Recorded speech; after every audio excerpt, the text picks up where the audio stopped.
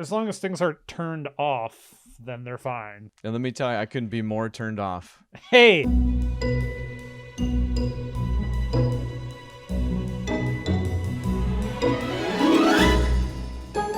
Welcome to Book Club for Movies, everybody, for the week of March 22nd. I'm Ryan Miller, and Matt Amberg is in the suburban house this week. I'm Suburban House MD. That's what they call me. That's good. Yeah. Can I watch that somewhere? Yeah, Sounds great. It stars Hugh Laurie and Hulk Hogan. Where does the good doctor come in? Does he show up? He's in a single episode, but then he gets beaten by House's cane. And then Hulk Hogan as a suburban commando shows up and then body slams him into an intergalactic spacecraft. Fantastic. Why are we talking about TV so much this week? Because on Book Club for Movies this week, we're going to do the thing where we just throw all caution to the wind. Here it is. Check it out. See this? What is that? Caution. It looked like a nail file, but I'm going to buy it. Well, and instead of movies, we do TV. VT. And to explain, if you came back last week looking for that, I've been in Idaho. I ended up traveling on the day we usually record, so that didn't happen. But I'm back. You're back. In California. How was Idaho? Because you sure are Daho. Sharp as ever. What's up? It's like we didn't miss a beat. It's like, it's not only good. did we not miss a beat, that is something that consistently would make people giggle in like the 5th grade when we would talk about geography.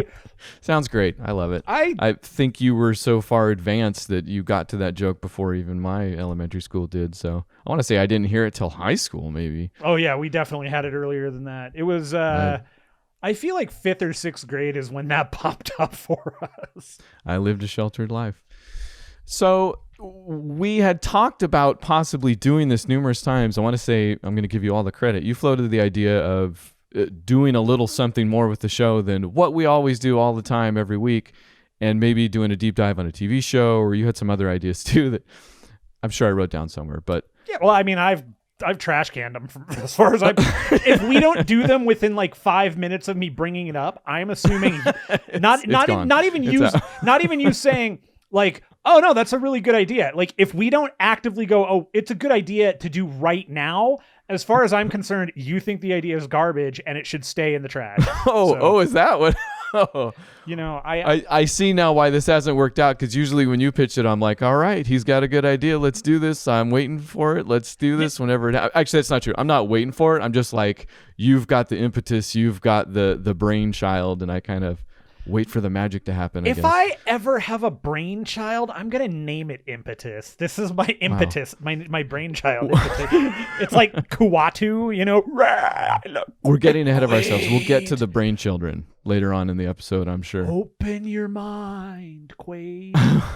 Well, maybe independent of that original pitch, however many years ago it was, we've decided to do WandaVision this week because, hey, it's hip, it's current. And we've been those things lately. And possibly? Look at our movie selection. Oh, right, yes. We've been hip and current. Yeah, it's true. Very much so. We do movies we've never seen before, and it works out fine every single time. Yeah, it's true. So we thought about WandaVision, which I guess we've been thinking about WandaVision a lot, actually, because it's kind of good.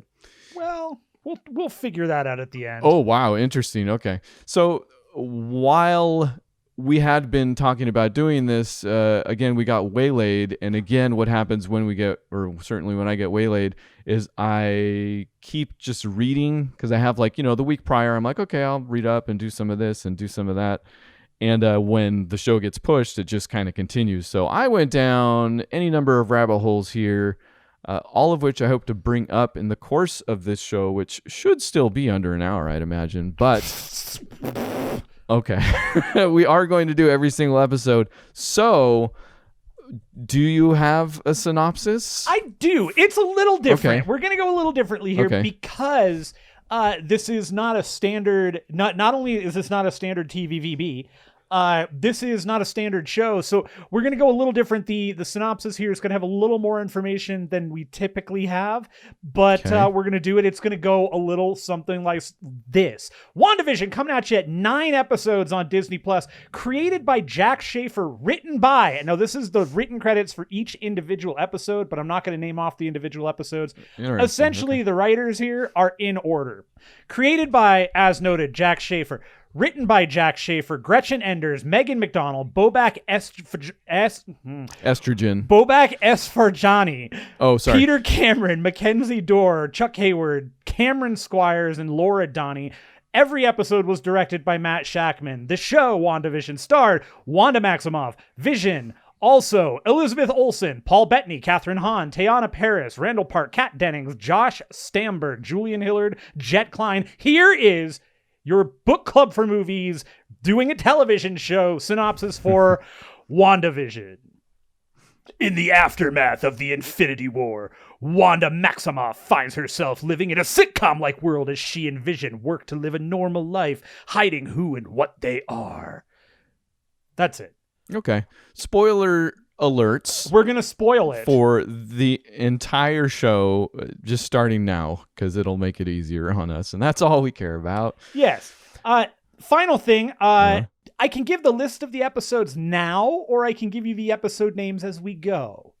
Well, so I figured we'd still go semi-chronologically on this thing. Yeah. I assume so. I'm just saying we can, how disseminating information at your leisure. All right. I say disseminate the episode title as we treat that episode, even though we will be bouncing around a little bit. Does that work? Sure. Nuts and bolts, folks. That's what Vision is made of, nuts and bolts. Hey, look at that. So I am fascinated by the reaction this series has had. I think largely positive, certainly from the fans, but also from my close little circle around here. I got a call, and I love that I've become this guy at some point, which actually I guess I've been him for several decades now. I got a call from some close family friends that, what movies should we watch to understand this so far? I don't know how many episodes they were in. I'm guessing at least one to be like, what happened? And that was fun because then I hadn't watched the show yet, so I in fact still haven't answered them. But then my even more favorite response was from my mom, maybe dad, also both in there, who hated the thing. And I believe I've gone back and since watched it, but starting with the at least first 2 or 3 episodes, had stopped watching because they disliked it so much. I have also had recent discussions with a couple of people who their biggest complaint was the first 3 episodes. They were like, they absolutely hated them. And I'll say this, like, it's a bit of a hump up front, as they say. Everybody says that. It's very common. Not that I wasn't, like, engaged, and certainly... Okay, but this is the thing with those first 3 episodes. There is very little of outside of those episodes. It is, for the most part, a loving recreation, homage of those old TV shows. In fact, I want to say, because each episode begins with a very out and out homage to a very specific show, and the first one was Dick Van Dyke. Am I doing this right? Dick Van Dyke and Bewitched are and then the second was Bewitched. No, yes.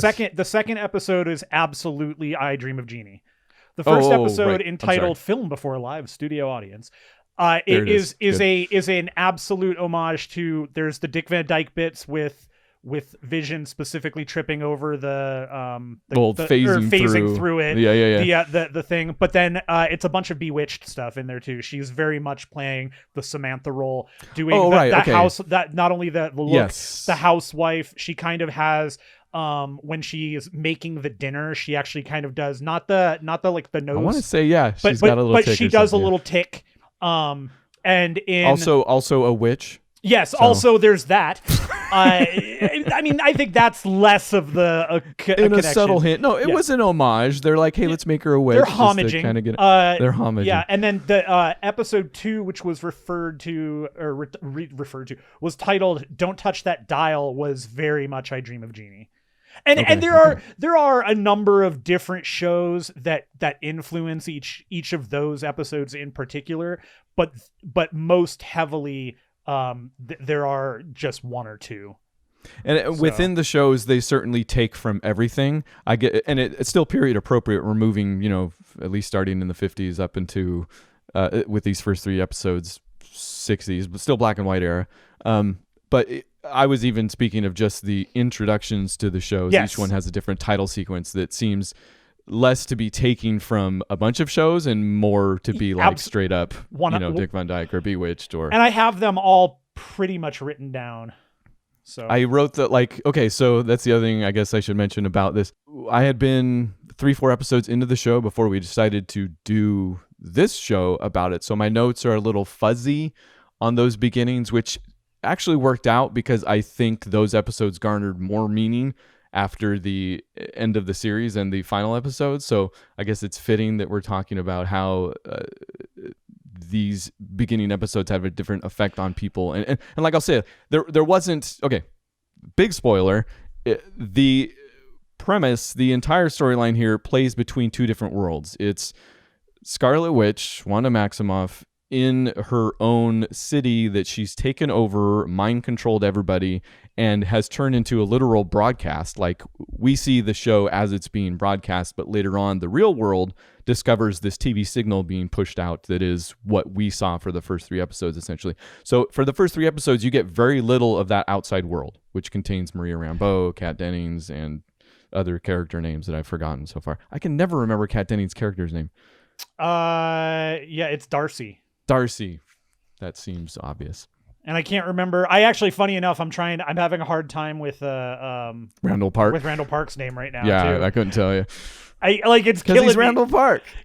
he's so good though. He's so good. It's Why do I bring up the IMDb? I wonder, sitting in front of Jimmy Woo. That's right. He was Jimmy Woo. Jimmy Woo. All great characters. We don't see a lot of them for the first 3 episodes, and I think that's what a lot of people had the hardest time with, especially those that didn't necessarily understand or hadn't seen the movies, I guess. Even though I would say it works on its own, I just don't think you know exactly that it's being done on purpose in a way, which is, I think, the funniest criticism, why it was funny hearing that from my parents, because they were the ones that, like, I vaguely remember Bewitched and certainly reruns of I Dream of Jeannie, but I wasn't there for them. And my parents were there, and I'm sure tuned in for them and maybe even liked that. Maybe one of them was their favorite shows at some point. I don't know.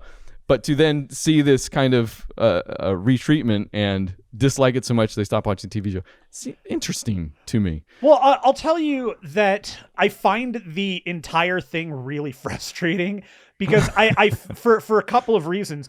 I feel like part of it is that I personally don't see this as a slow start. I don't see it as a hump. I see it as a story, and this is one of those things where, and I know this is really hard for some people now, really hard. The whole concept of having to wait to see what happens. And I think that a lot of the issues people have with these episodes is the fact that, yes, it's 3 episodes in a row that are very purposefully building something. And we are so accustomed to everything being core dumped right to us. I shouldn't say core dumped, that's the wrong term. But to be dumped right to us, and here's the entire run. Here's all 9 episodes. Here's everything. Here's the 2-hour movie. Here's the Snyder cut. Here's the this. It's gonna come up a lot. Maybe even more next week. I don't know. Well, calm down. But I find that these episodes are incredibly beautifully shot, wonderfully acted. The fact that you had Elizabeth Olsen seamlessly portraying characters from those eras, like she felt, and the actors, the supporting people they put around her to fill in the 50s and the 60s and the 70s, like they freaking nailed that. And it's Deborah Jo Rupp. Go look her up. You gotta love Deborah Jo Rupp. How do you not love, from that 70s show, Mrs. Foreman? Like, come on, man, she's great. But like, this is one of those things where there were so many anachronisms that were there too, that they're not anachronistic in terms of like the world we live in, but they were certainly anachronistic for the show that Wanda is building in her head. That, to me, I got to get out in front of this. Wanda and Vision, I never read their individual books. Like I never read the Vision book. Same. I was never a big Wanda fan. I was never a big Scarlet Witch person. So I don't have a super like metric ton of information about the characters in general.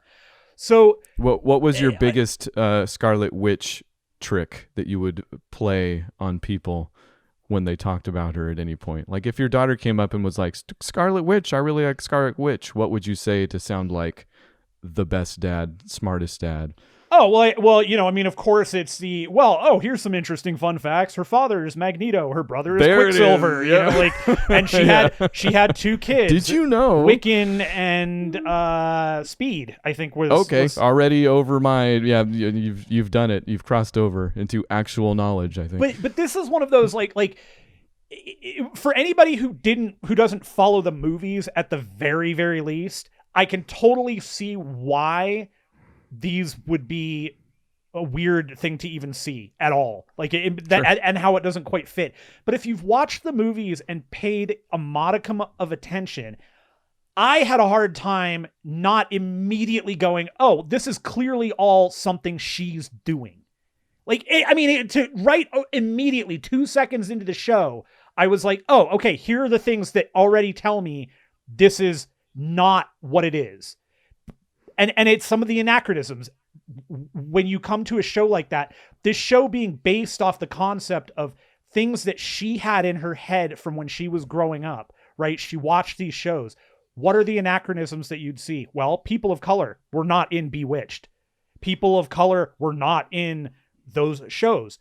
They pop up in these programs, right? Like Vision works with computers. That's not something that's going to really show up exactly back then. So that's a little weird.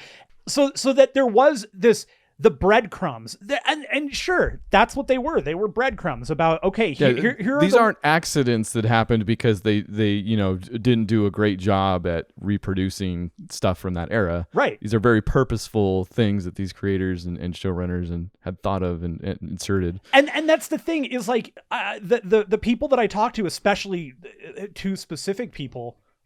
You know who you are. I was totally shocked, and I guess I shouldn't have been. But I was shocked that they didn't like those episodes, because those episodes, each one of these 3 at the beginning, they get a beautiful payoff. Like the whole thing gets paid off, and that makes the time you spent worth it. But people are so frustrated by the fact that, well, I only got a half an hour now and I got to wait for a half an hour next week. And like, man, if you were definitely the people that were very, very angry about Lost. Like you were super mad about it. Well, now you are speaking to me, but actually, no, I never got angry about that show. I was just like, but you're right. Hump is the wrong word. It's just more of, I love that they don't tell you what's going on, and I love that they keep it going for 3 episodes, and that those 3 episodes are 3 weeks. The 3rd episode being where you really start to get more. In fact, I want to say by the end of the 3rd episode, I was like, okay, like it paid off immediately at that point where I was like, sure. I am invested now. Like, what is actually happening? Which up until that point had still been fun. Like, what is happening? When is this actually taking place? And for those of you who are more up on the movies, I feel like we talk about them enough. We should be, but I didn't know for sure, and I hadn't been looking stuff up on the internet. I don't go into the rooms, and I don't participate in the discussion that way so much. But me and my wife trying to figure out when this was all taking place, like when it actually could. Was it pre-blip, post-blip? In fact, I want to say we didn't know for sure ourselves again until episode 4. That it was post-blip until 3 or 4. Yeah, it's episode 4. Oh, so you too weren't positive? Oh no, I was 100% positive with 2 minutes into the show, and I'll tell you exactly why. So I knew this had to take place after, and this is gonna, again, maybe this is just. No, I remember there was something obvious that after the fact we were like, oh duh. Maybe this is just super innate knowledge to me because of just what I do with my brain in comics and stuff, but I knew this took place after Infinity War because I knew for a fact that because of Vision has the Mind Stone right away. You can see it. It's there. it can't be there. And I knew from that minute that based on the timelines that we have, that the from Age of Ultron through Infinity War, there was no way for them to have known each other ahead of time. Sure. Yeah. So he had to be a manifestation of her grief. But I didn't know how that was going to make sense, because there are a number of things that, you know, Wanda can make reality happen. So I know that from that's a comic book thing that I know. She, in particular, I feel like, and we can touch on this if you want, but I feel like the show has a decent lead in to a possibility of House of M, or a House of M based story. House of M is I think it was a 7-issue arc. 8 maybe? Mid 2000s is when it happened, if I remember correctly. The story is kind of based around the world changing dramatically. And it changes dramatically partially because of Wanda. And one of the things Wanda does that they do touch on in the show outright is she creates children, because she is told, and we are told for a long time, she can't give birth. She can't have children. There's something about her that, like, I don't know if it's a genetic thing, but she can't have children. She's... When? Oh, in the comics? In the comics. This is all in the comics. Oh, okay. I thought this was the stupid Scarlet Witch thing from the movie. She manifests. Or, I'm sorry, Black Widow thing, where they're like, she can't have kids for some reason. No. Well, she was sterilized, but Wanda is a situation where, like, I feel like there's a genetic thing where she has something that doesn't allow for her to have right. So to pause, I read 4 comic book runs. Like I said, it just kept going. These are some of the rabbit holes. One of them was the original Wanda, or Vision and the Scarlet Witch, I think is the name. There's a volume 1, volume 2. One's 4 issues, one's more, 12 issues, I think, something like that. Yeah. Didn't have, and I mentioned this, didn't have a ton to do with this show. That is where the kids are born. And to what you're talking about right now, yeah, I think they do mention something about that. It's certainly that they wouldn't be able to have children, her and Vision. Right. But it's I think tossed off in a couple lines that it's because of something that happened with Agatha Harkness, who was her trainer in some way at some point, but she's a ghost in this story, but it like touches them, and then anyway, the children are born of magic. Basically, yeah. And then the culmination of House of M is basically a ton of people, including the X-Men, Professor X also, realizing the only way to fix a whole bunch of the world is to kill Wanda. And none of them really want to do it. None of them support it, but they know that's the only thing. And at the end, when she's kind of confronted by multiple people, she realizes... Doctor Strange actually sneak his way in. So I did read House of M too, and I never read it before, but just so last week through the whole thing. Perfect. So she's confronted by Strange, and she says 3 little words that changed the Marvel universe forever, and by forever I mean for like half a year. She says, "No more mutants." And in that moment, a number of mutants not only disappear, but almost every mutant in the world loses their mutant powers. They become normal people, or I shouldn't say normal, they just become depowered. So Nightcrawler still looks like Nightcrawler, but he can't bamf, he can't run away, so now he just looks like Nightcrawler, which is bad news for him in a lot of ways. Also not how mutation works, but that's okay, that's fine. It's fine. I also didn't look up the resolution to that. Can you explain in one sentence how everything goes back to normal after that? No, I can't. Okay, good. Because it's like it's a long drawn out thing, and I don't remember if she changes it back, if Professor X gets into her brain and forces her to change it back, if Jean is involved. Like it's yeah. I don't remember. Part of the modern era of comic books is that the story sometimes just doesn't end, and that's how House of M ended. But to say that WandaVision is pulling from a lot of different books. We got the kids from that. We've got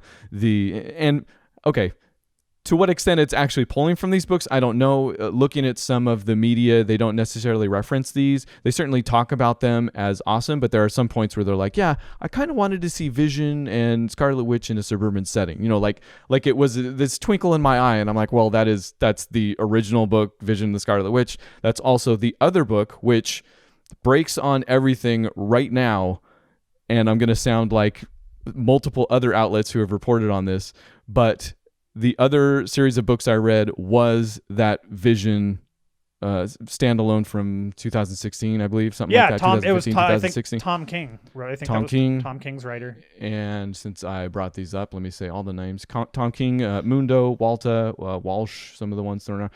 It is the thing to read, period. Like, WandaVision's great. We're going to talk more about it, but if you take nothing away, I was blown away by this thing. It's not just one of the best comics I've ever read. It's some of the best stuff I've ever read, period. I don't read a lot, so grain of salt, I guess. I like Tom King's writing a lot. He's right now, he's a little he gets beat up a little bit because his Batman run was not really well loved. I liked it a great deal. I thought it was good. But the other thing that he is writing right now that, this is a side, but if you, 12 issue, it's going on issue 8 or 9, I think. This comic called Strange Adventures. It's an older DC character named Adam Strange. It actually, the comic right now revolves around Adam Strange and his wife and Mr. Miracle. And Adam Strange is so he's the protector of this world called Ran, and he's kind of similar to John Carter, where he's an Earthling that became a hero for another world. It's amazing. The artwork is fantastic. So great there is story. Zero chance I won't check that out after this Vision run. And for anybody that hasn't read the Vision run, my gosh. Also, he did write a really great Suicide Squad 12 issue run just recently too. That doesn't ring a bell. The only other thing I read, I'll mention it since I'm talking about all the things that I read about while we get to talking here, was the Scarlet Witch run that was, I think, the most recent thing, 2017 or something like that. Have you done this one? The Scarlet Witch one was Robinson, Aja, Savage, Pulido. The reason a lot of the names change is because I believe there's a different artist for every book. But the covers are fantastic. It's these black, red, and white screen printings might even be, but they're just beautiful. And the story's not as good as the Vision thing. It's still pretty cool. I guess this is where she kind of reclaims witchcraft as her main go-to, or it kind of re-witches the Scarlet Witch in a way. It's the Scarlet Witch's Dark Knight or something. Prior to that, she was just Scarlet and was stuck with G.I. Joe. Deep cuts.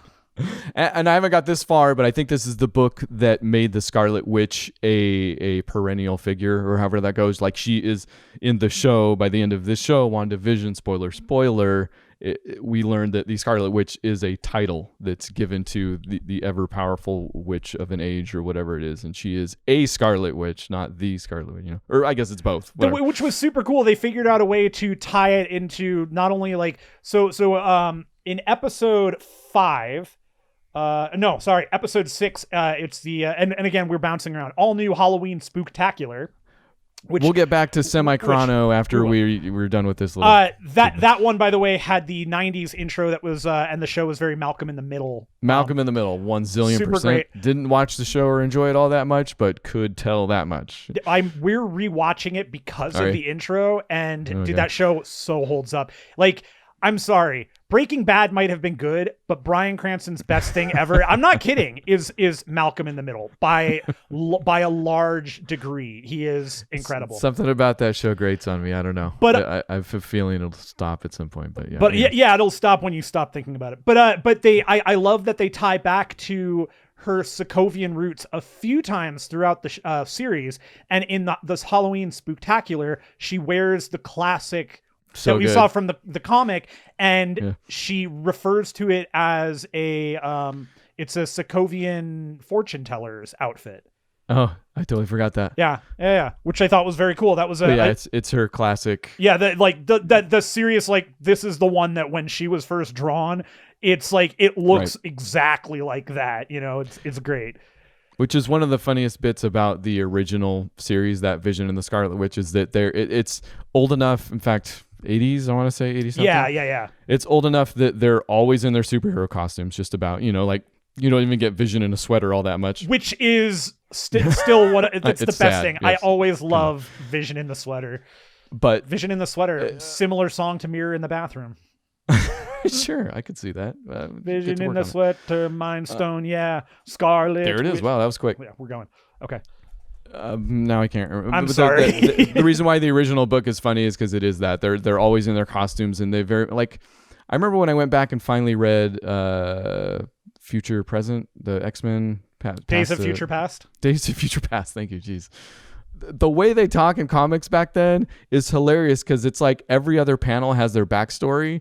You know, like at one point, like Storm has to go in an elevator and Wolverine says something to her and her response is something like, I remember back and, this is like when back, like everything is that. And I'm like, wow, this is, so the Vision one is a little bit of that. Vision of the Scarlet Witch, it's a bit old for that. But we've definitely way past everything. WandaVision, the show, we're at least episode 3-4, I think at this point. Is there anything you wanted to mention?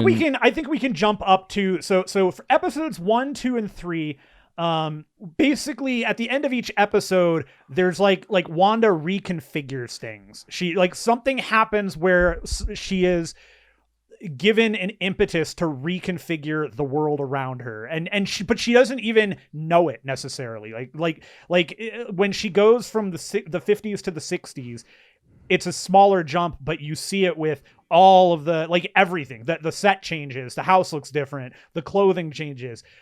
It's the end of episode 2 where suddenly color is introduced. Is that the gutter dude or is that 3? That that's the end of episode 3 because that leads to the follow-up episode where we now know that so episode 4 is basically no Wanda, no Vision. It's Darcy and Jimmy Woo. Okay. And we get we're finally given the in that something is going on, and what's going on that we can see is there is a big red dome around a small town in New Jersey, and the rest of the world outside of that town is present day. It's now.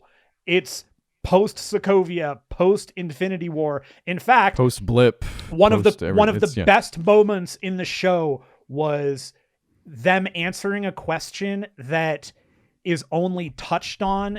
It has only been touched on very, very briefly because we haven't had any movies since, right? And the question is, for 5 years, how many billions were gone? Like how many millions of people were just gone off the face of the earth? Things change. Businesses are different. Medical supplies are made different. Like everything is in a different level of population. In fact, I want to say that's the episode 4 is the one that starts with when everybody came back. Yep. Like we're in the middle of a hospital when people come back and how to deal with that. Or maybe it's just shortly after or as people are coming back and the hospitals are getting overflowed. It's as it's happening because we witnessed Monica come back. And we've now met Monica, but for us, she hasn't been Monica. She's been a character on the show. We can tell that something's off with her because there is something a little off with her. She seems to not know. She seems a little more clueless than the rest, which, speaking of clueless, you mentioned something I want to emphasize because we'll come back to it. Wanda herself has also kind of convinced herself or is lying to herself or has bewitched herself to some degree as well, it seems. Yeah, she does not, she is not in her right mind to recognize that's a good what way to she's doing. She has, and you mentioned it earlier, but we've taken over a town here and she has brainwashed all of these people. And that actually is another amazing decision that gets a great payoff later on when we find out. And again, we're jumping ahead here. Because we're all over the place, but we find out that all of these people are semi-conscious. They know what's going on, but they can't stop themselves from doing what she wants them to do, acting like she wants them to act, to being part of this play that she's putting on that they don't have an opportunity to not be cast in. It appears to be, we find out later, one of those situations where they can see themselves being taken over because once they're woken up, they're like, get me out of here.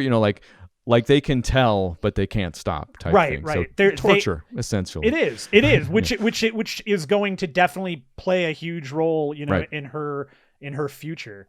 But once we get to episode 4, we do get the blip comes back, and we start seeing people come back, and the hospitals in particular, because Monica Rambeau is the daughter that we met in Captain Marvel so many years ago. That was very good friends with Carol. The character that she's playing, Monica, eventually becomes Captain Marvel.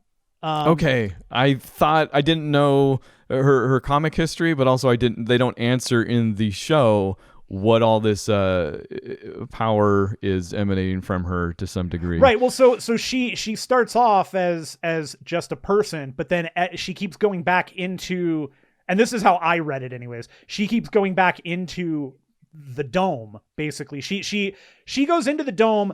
Wanda realizes she doesn't belong there, and Wanda literally throws her out, and like with power, like she uses her telepathy, whatever you want to call it, and tilapia.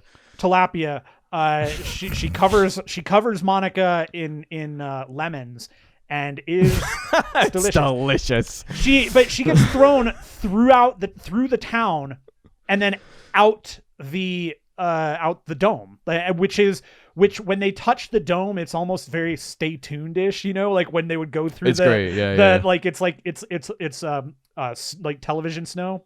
Or not even that. It's like like did you ever, when you were a child, put your eyeball like a millimeter away from the TV screen and see where it was, like those different, where the lines were and everything, primary colors coming together. Yep, that's sure. what it looks like when people leave you. Right, and Monica keeps going in and out. She does it multiple times, and every time it happens, she's being told that something is building up inside of her, and that if she does it again, she could die. And then she does end up with her own character name. She becomes Spectrum, I think, is the most recent name of her character. She doesn't become that by the end of the show, but she also doesn't appear to be surprised when she uses her powers. So I think she knows to some extent that she's got latent abilities or whatever it is. Sure. Yeah. Okay. Anyway, curious to see where that goes. That'll be cool. Oh, I know where it goes. It goes to Captain Marvel 2. I forgot. They already said that's It does. In fact, a lot of this show is supposed to be a wind up to Captain Marvel 2 to some extent. So this whole show is going to feed directly into Doctor Strange 2. You're right. That's what I meant. Monica's character absolutely will feed into Captain Marvel 2. 100%. Sure. Okay. She's definitely going to. But then also Secret Invasion is going to probably tie in here as well, which we're getting in sometime in the near future, which has... Oh, is that one of the ones they announced? They gave the logo for? Or yep. Whatever? It's got Sam Jackson, so Nick Fury, and also Talos, who was Captain Marvel. He was the Skrull that is played by Ben Mendelsohn. Ben, as we call him. But this episode 4, we interrupt this program, which is the current. It was the current episode that brought us back. We heard somewhere in the background of one of the episodes, Wanda, can you hear us? Who's doing this to you? But you can't. Like, it's not very clear. It's very staticky. We find out that it's Jimmy Woo, who I just watched Ant-Man and Wasp, and he's so good in that. He's really great in that. And the fact that he does the magic trick, which is another cool callback to that. Paul Rudd does a sleight of hand where he disappears a card and keeps bringing the card back, and Jimmy Woo specifically asks, "How'd you do that?" I did miss that. That's nice. He gets caught in his office trying it. Cards go everywhere. At the very beginning, when we first meet him, he does the magic trick where he disappears, or he appears the card out of nowhere, and it's his business card. Randall Park's business card. Available. It just says Randall Park, magician. Look how good I am. He is. So that episode brings us to the knowledge that SHIELD, but it's not SHIELD, right? It was Sword.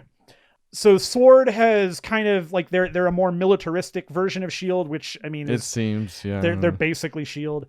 Especially in the MCU, it seems that they are the organization that has risen to fill the vacuum that SHIELD maybe left, because again, it's so SHIELD. If you watch the show and the movies, it seems like far less of an influence, and it's sparse, and there was the Hydra thing, and so it. And remember that SHIELD is essentially disbanded at the end of Civil War.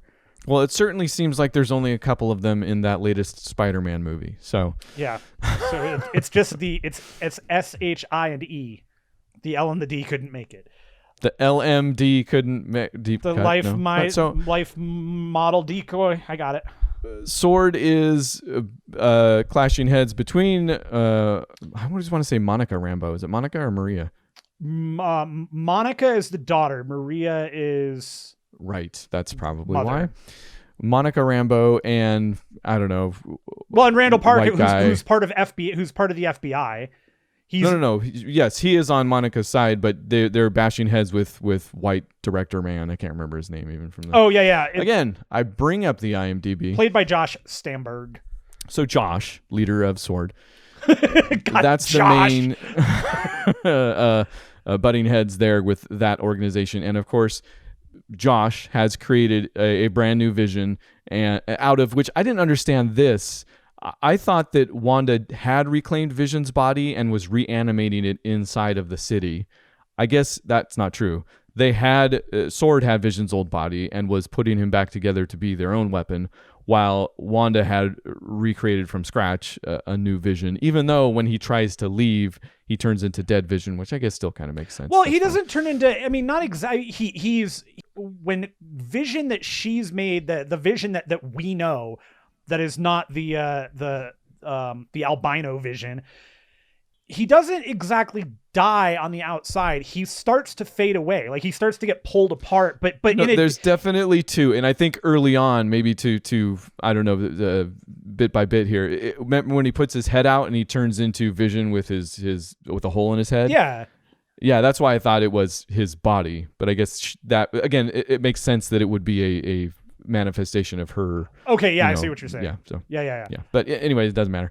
I mean, it will later, and we'll talk about it. But that's the main conflict with Sword is because Monica wants to save Scarlet Witch, and Josh wants to kill her to end. And same thing with Jimmy Woo. Jimmy Woo is interested in helping, and that's actually where Darcy comes in. Darcy is brought in because she has experience with weirdness because of her time with Thor and Jane Foster.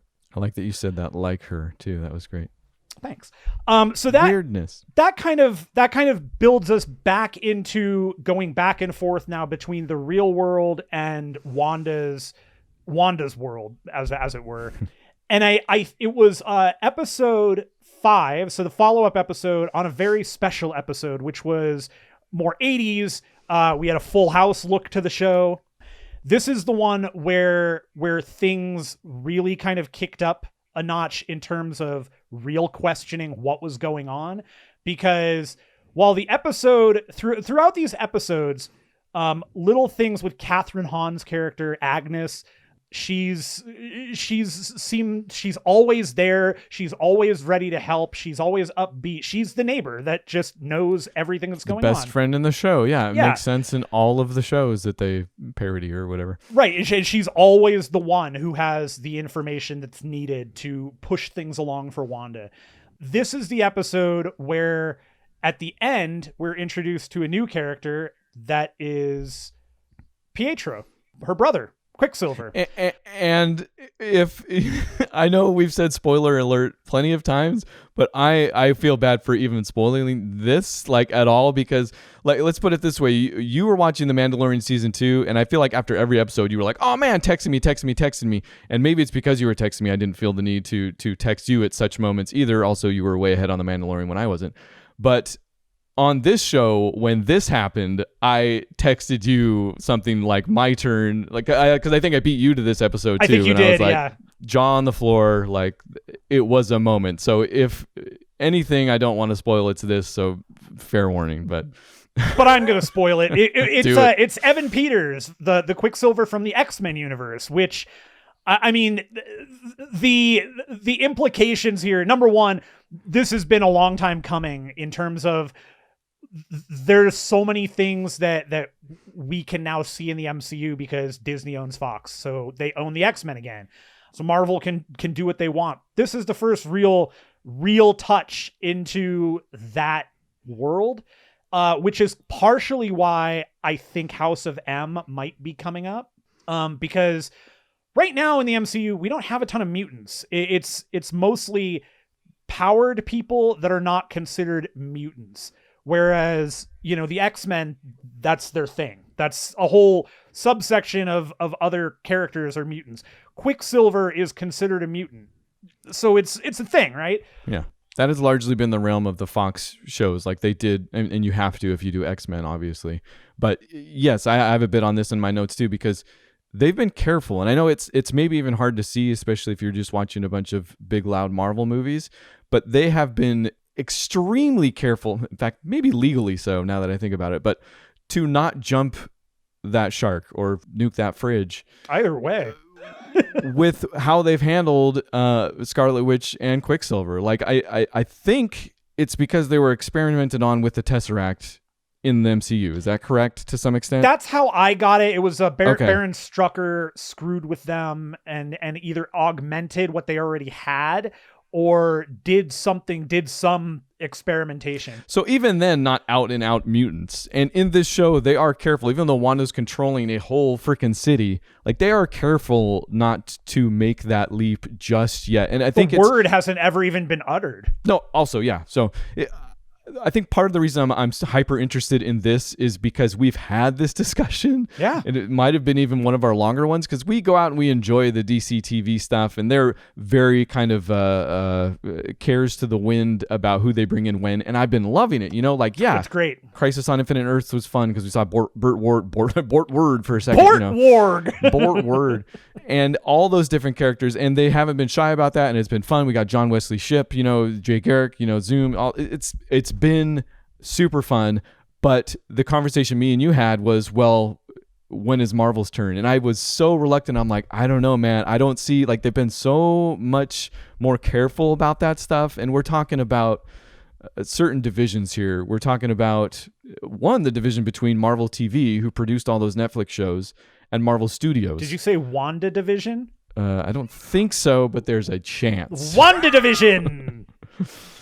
But then even with the Marvel TV, I think they've handled it so differently and probably, again, contractually so, to not step on anyone's toes, not to make that leap. And I think it worked because obviously we got a very grounded version of Daredevil that was great at times and et cetera, even though I haven't watched like the majority. Oh, man. You know, but season 3, No, not even Daredevil. I mean, like Jessica Jones, The Inhumans, which I know I shouldn't. I'm straight up saying, like, Daredevil was the best of all of those series, but the third season is far and away like that's amazing television right there. That's just amazing. Well, we had that talk not too long ago, and I did enjoy Bullseye quite a bit, but still, the carefulness with which they have handled these characters and mutants in particular, I think shows in this show still, even by the end. Agreed. And for some reason we started talking about that. I'm sure I interrupted your salient point. The point was mostly that this was another piece of a puzzle where questions really got amped up about, okay, we know that Wanda is doing something. And she kind of poses this to herself. Like, she recognizes right away that that's not Pietro, but he's Pietro, but he's not. And she knows it. And we all know it. You know, if you're kind of more up on the movies, if you're not up on the movies, this is a case where that falls flat, probably. Sure. Yeah. Which, and not that the show gives it so much weight that then it would be confusing if you watched it, you know, like. No, not at all. First thing that comes to mind was that Advent Children movie that I watched however many time ago, where a character would show up and the camera would, it was obviously a grand moment. And I was like, I don't know who you are. I didn't know the characters. Yeah. So right. They don't do that here. It's still, even though this episode ends on that cliffhanger and I'm like, oh my gosh, it's not like if you don't get that, you don't understand or something's missing or something. It's definitely like she mentions it's that it's the brother, like we know it's that they're related and it is treated very much like the 80s Urkel coming over or Kimmy Gibbler coming over, you know. Right. It's totally what it was. I remember where I was going with that, though. I'm sorry. It's this looming multiverse for the MCU. Yes. I think is where we got into our grandest discussion about what are they going to do? Because that last Spider-Man movie kind of seemed like a fake out in a way, you know, like there was no actual multiverse in the end. But I think me and you differ on how that's going to happen, because it does seem like it has to, and Doctor Strange certainly seems, you know, the bridge and where things are leaning towards with that sequel. I'm just, how careful they've been so far. I'm hesitant to think I'll tell you where I definitely draw the line. I don't think they're bringing Fox's X-Men into these movies at all. I don't think it'll be Fox's X-Men. No, not at all. Evan Peters is a fun thing. I don't think it goes much farther than that, and they certainly don't. Hugh Jackman, maybe. No. Right? Somehow. Never. No? Not even Hugh? Okay, all right. As much as I personally and so many others would love to see it, I think he recognizes, especially now, it's so far gone for him. Like, Logan did it. He's done his cameos where he needed to. I think that they're in an unenviable position with that character. Like, that's not a fun position for them to be in. It needs to be rebooted. It will be rebooted. That's the thing. It will be the thing that they own. Marvel Studios will have their own. It won't be this. I could see Evan Peters in particular being somebody that they do pull back. But the way his character kind of gets a full arc almost, where he's introduced as Pietro, and then we find out that his name is Boner, like Eric Boner, I believe. Boner. Yeah. It turned out he was a plant by Agatha to get inside Scarlet Witch's mind. Right, which is ultimately, so between episodes 3, 5, and 6. So 4, again, because it kind of takes us out of the WandaVision world. Wanda has given birth to children that are infants. They don't know how to deal with them, and then she decides, well, they should grow up. So she ages them real fast, and they go from infants to toddlers to like 10, 11-year-olds. Right. The pregnancy is fast too. Although I never got the idea that she was behind that. It was always felt like it was happening outside of her control to some extent. Oh yeah. See, I felt like she like that was, and maybe that was an Agatha thing. Maybe Agatha did it. But I guess beyond the wall, I should say, like outside of her control, it was one of those things that was in the back of her mind that she didn't know she was controlling, maybe to some extent. Sure, I feel like she has a line too that's like, "Don't grow up too fast" or something. Which is why I took it as her doing it. But Agatha may have actually been the one, just to, again, because we find out that the entire premise is, and maybe this is a good thing to jump to with the character of I'm sure of Agnes, who we find out is Agatha Harkness, who is a very well seasoned witch. We do get a terrific backstory on her where they did the de-aging, and Catherine Hahn already looks amazing, but then they de-aged her and she looked still amazing. Like a child. It was crazy. It was weird. She looked like she was 16. It was very I know, it's bizarre. Actually, honestly, I didn't notice the de-aging. I just thought it was Wet Hot American Summer or something. Yeah, basically, yeah. She was 16 the whole time, 14, whatever. But she knows who the Scarlet Witch is. She knows who Wanda is. She knows more about Wanda than Wanda knows, especially in regards to magic. And so she has brought herself into this thing because she wants to know how Wanda is doing it without understanding that Wanda doesn't know she's doing it. And ultimately what we find out is Wanda was doing all of this, controlling all these people with her subconscious, essentially. And it was so strong. Her grief and her love for Vision was so strong that this was her way of coping. So the kids grow up to significantly older by the Halloween episode, which, well, what are they, 10 again 12, 10 or 11 like well, significantly older, and you go from a baby to 11. Sure. I would say there's an age there. One of the best things in that episode is we get to see Evan Peters and the two kids dress up as their comic accurate costumes. Evan Peters has a stupid blue shirt on with the lightning bolt. His hair is pushed back like it is in the comic. Speed, but like chintzy Halloween versions. Oh, which probably look like the real, like if they had made a movie of them in the back then. It's 80s, the Roger maybe Corman Fantastic Four levels of quality. Yeah. We get to see Speed in the green version of it, and Wiccan is in the Wiccan outfit, so it's pretty great. Vision wearing his super comic book accurate costume too is amazing. And so that ends up leading us to breaking the fourth wall, which is kind of opens. That's the episode 7. That's a Modern Family-ish. She's talking directly to the camera with, I think, the Office intro, if I'm not mistaken. Office style music, but it actually, the title card is very Modern Family, and most of it, yeah. And the rest of the show, while the Office certainly gets the I guess the acknowledgement in that it was the stare at the camera and talk to it thing. This episode was to me way more Modern Family. Okay. Centric. A show I haven't seen much of. So. Again, another one that is yes, we kicked that one. We kicked that one back off again too, and that one is I see now. There are parts of that show that grate on me. Certain characters grate on me a lot, but overall, I still love the show. Okay. So this is the episode where she is like, now she's starting to feel something like draining her. Like she is really getting drained by what's going on. And the kids being there, she's trying to deal with Vision, who is also now on a quest to figure out, he recognizes something is wrong. He's been out of the he tried to push out of the boundaries. Almost dies, and she expands the circle. So she's also at the edge of her powers, it might seem. Right. And so this is kind of also where I think this is the episode where we find out that Agnes is Agatha. It was Agatha all along. It was Agatha all along, which, if you haven't seen the memes, some of the best things have come out of that little song, and like the TV theme for it was Agatha all along. Because it's Catherine Hahn. It's just by the power of Catherine Hahn. And then she should play both He-Man and She-Ra. That's my opinion. The final two episodes. So do you have more on that particular episode? I think I have like two huge things I want to get to, and they're not necessarily episode dependent.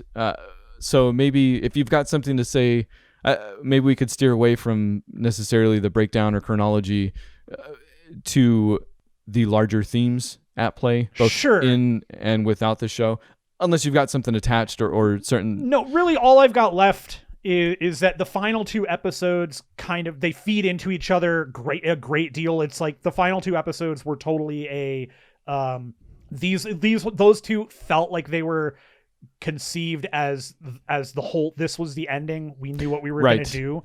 Yes. And what else do you have before we touch on the finality of this program, which the final two episodes being Previously On, and then the titular season finale? Again, it's kind of more of an overarching thing. So if you have like plot points or something, then go for it.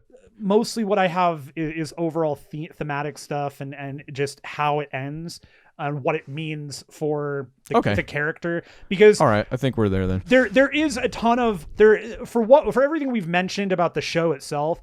There are a ton of things going on here in the outside world with Monica's character, with Jimmy Woo and Sword and other people coming in and out. The one thing that I will say, and I'll give this spoiler, no other superheroes show up here. We don't get any crazy, like Doctor Strange isn't here. Mephisto isn't the one behind everything.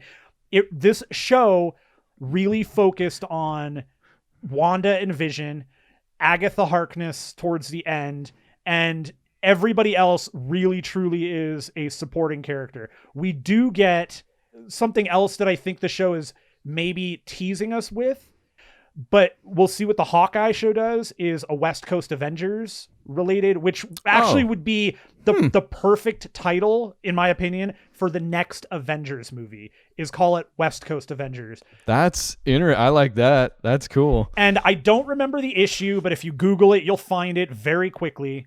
There is the Vision that was being built by Sword does show up. There is a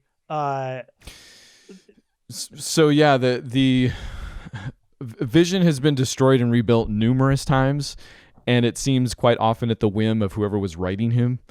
So at some point, somebody got involved that didn't quite like them robots and witches together. So destroyed Vision and then had him come back in a way that was more robotic, which he did like. And again, I don't even know if these stories are good or bad, so I'm just saying. But yes, at one point he was White Vision. He was much more robotic.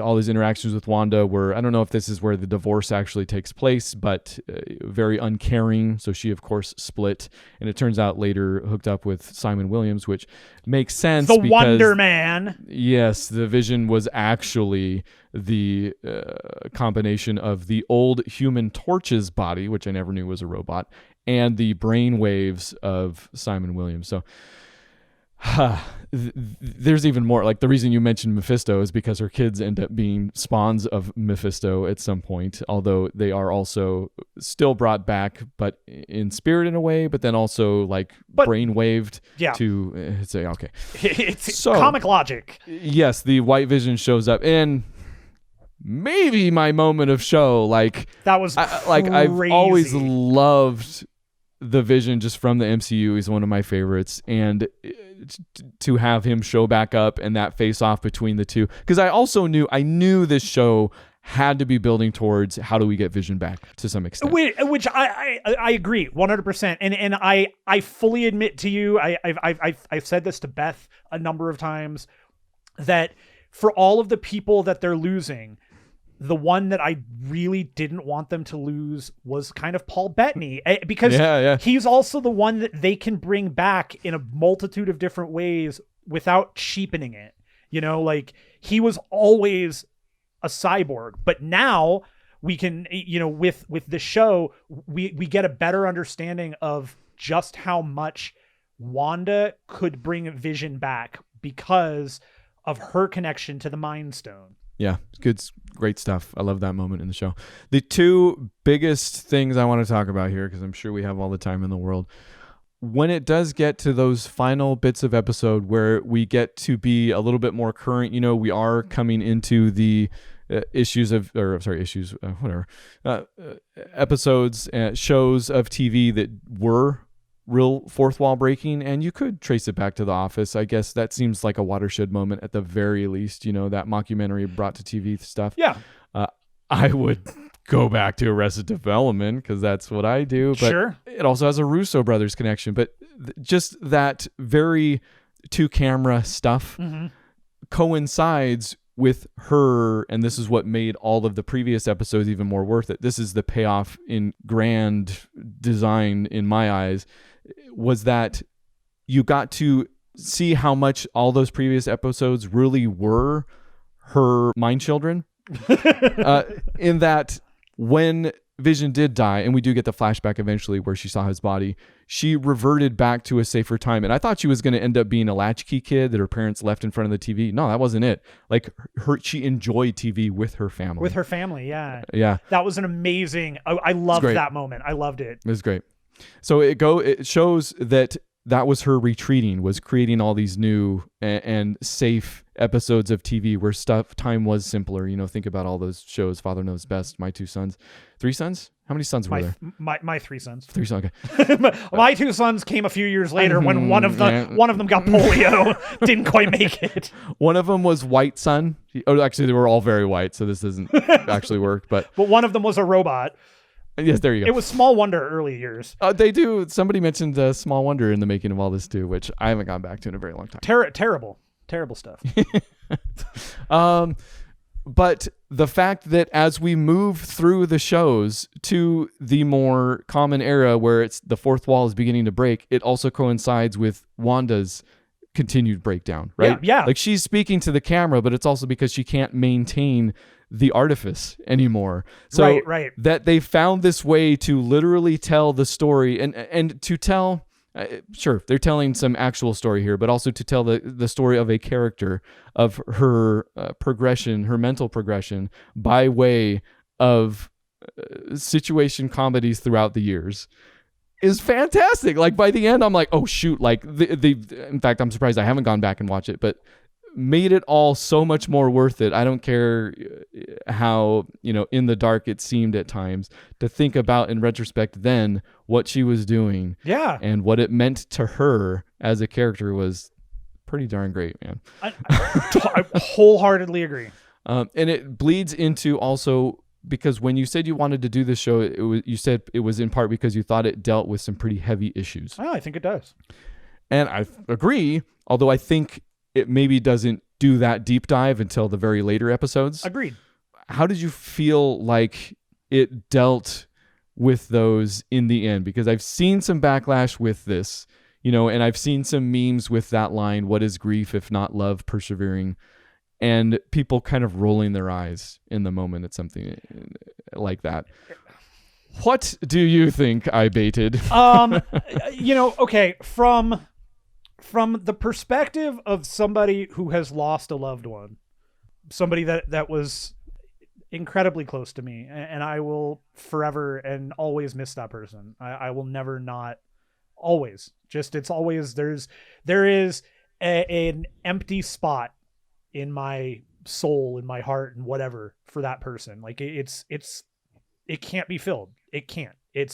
I have the memories, I have all that stuff, and Wanda going through an embodiment of it, like visually taking her grief out.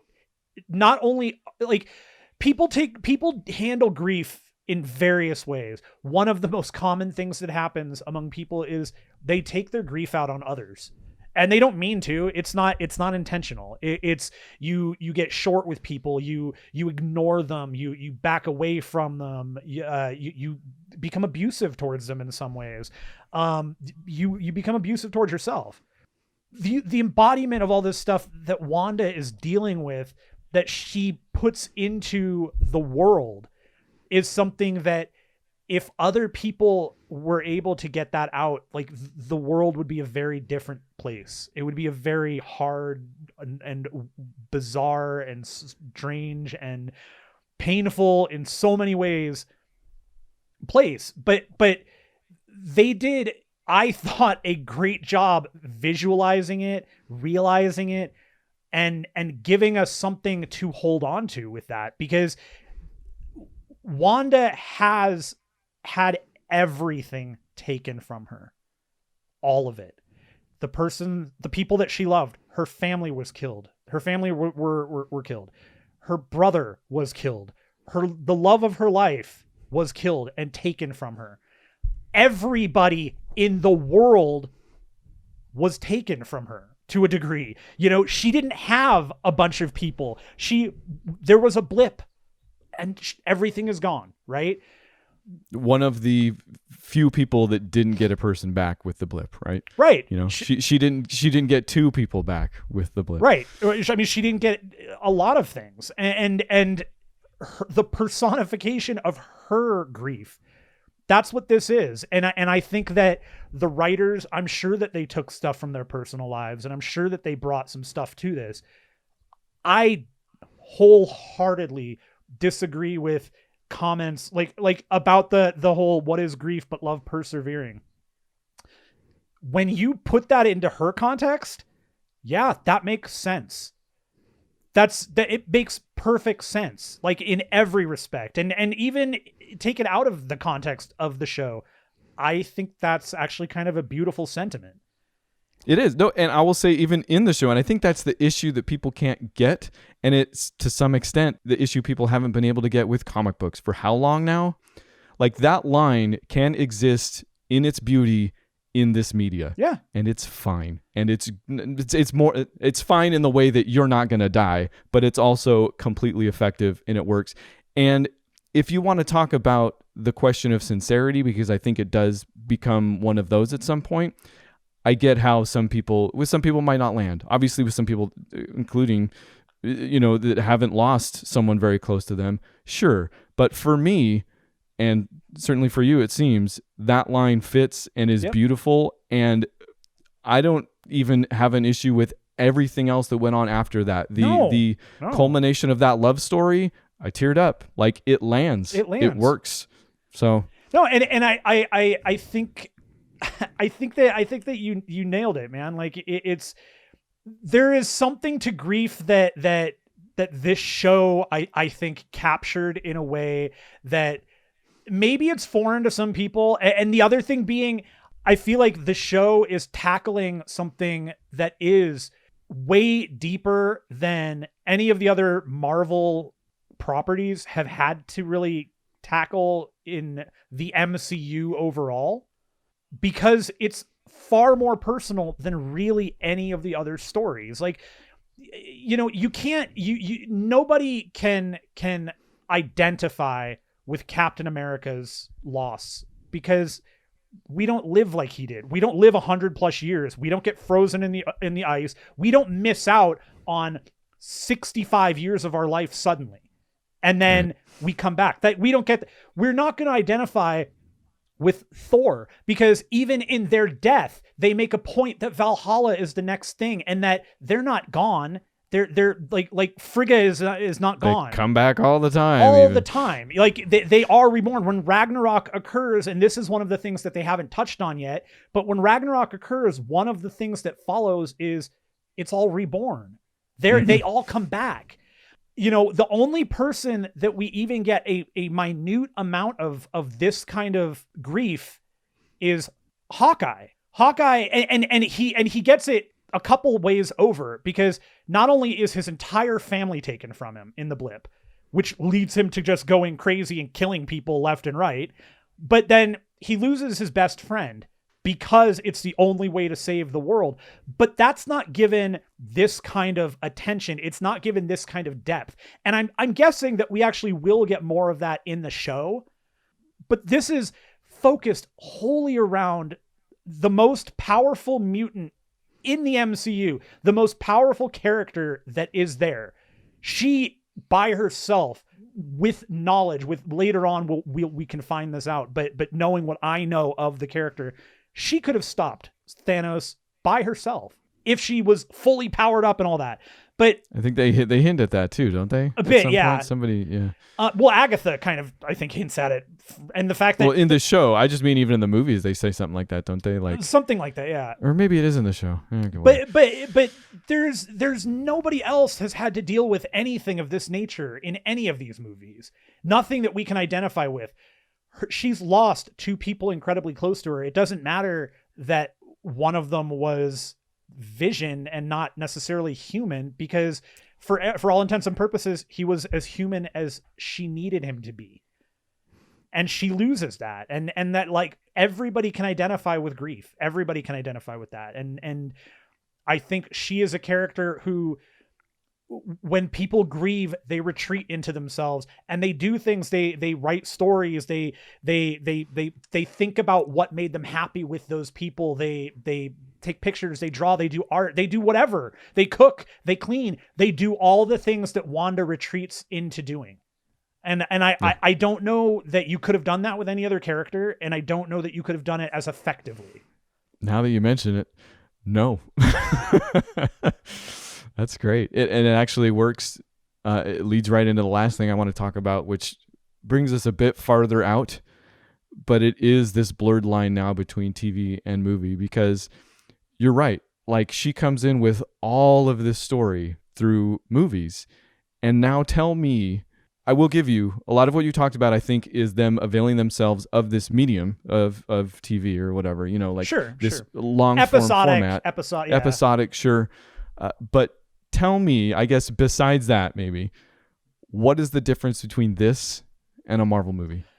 Budget. And even then, it's like we're not missing a lot here, I don't think. No, like barely, I would say. Yeah, I get that it's not Endgame or something like that, but to me, I guess maybe that makes less of a difference. Like, I don't care how many explosions I didn't see or whatever. Right. No. This was not that story, right? It just seems indistinguishable in a way. Like, totally. I get that we're lamenting the death of theaters, and I am to some extent too, but I'm also the guy that's railed against them and all their price gouging for I don't know how long. You know, like, I get that there's a whole thing with the industry and how it's set up and stuff.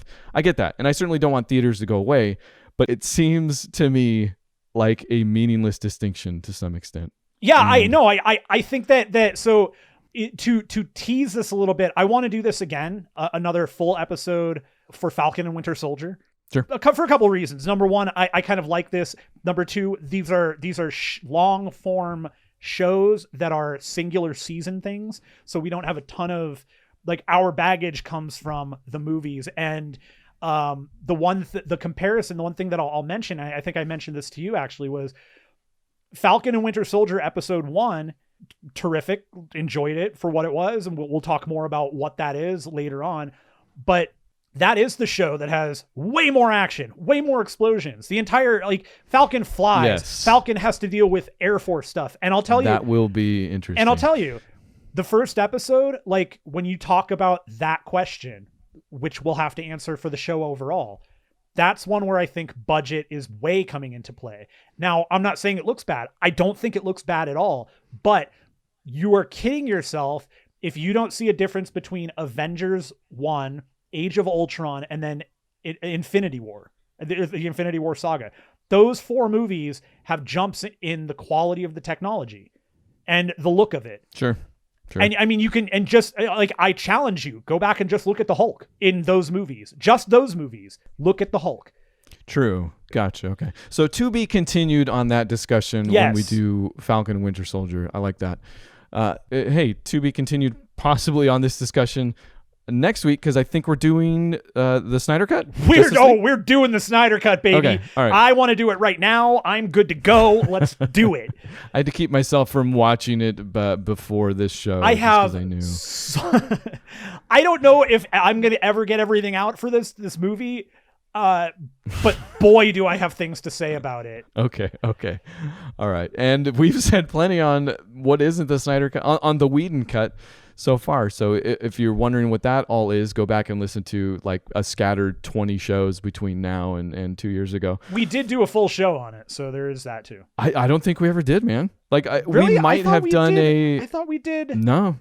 Maybe we were going to, because it was a longer discussion because it was Justice League, but I don't think we did. Two things either happened. We didn't do a titled show on it for Book Club for Movies, or we talked about it before we were doing Book Club for Movies. This might be what happened. So, yeah, whatever. Go back and listen to that. Guess we'll have to talk about both of them. Oh, well. So come back next week for the Snyder Cut of the Justice League. There is no rest of the show this week because surely we're up to an hour and a half already to some extent, depending on if I, take clips out and rerun them again and just to pad out the show or something like that. Thanks for hanging out. We are Book Club for Movies at bookclubformovies.com. You can find us at podcast at bookclubformovies.com and Facebook and Twitter. And we'll bring your thoughts in. If you've got thoughts, tell them to us. Yeah. In the Scarlet Witchiest way I can do. Is this working at all? It is. Okay, good. Be a thought with your thoughts. Tell us your thoughts on grief. Yeah. Tell us. Yeah. If you could email us your griefiest story. Ooh. Wait, greasiest story? The Greasy Strangler. Either one. Yeah, no, and now good. we're back. And we'll be back next week. So, goodbye. Fart. Bye.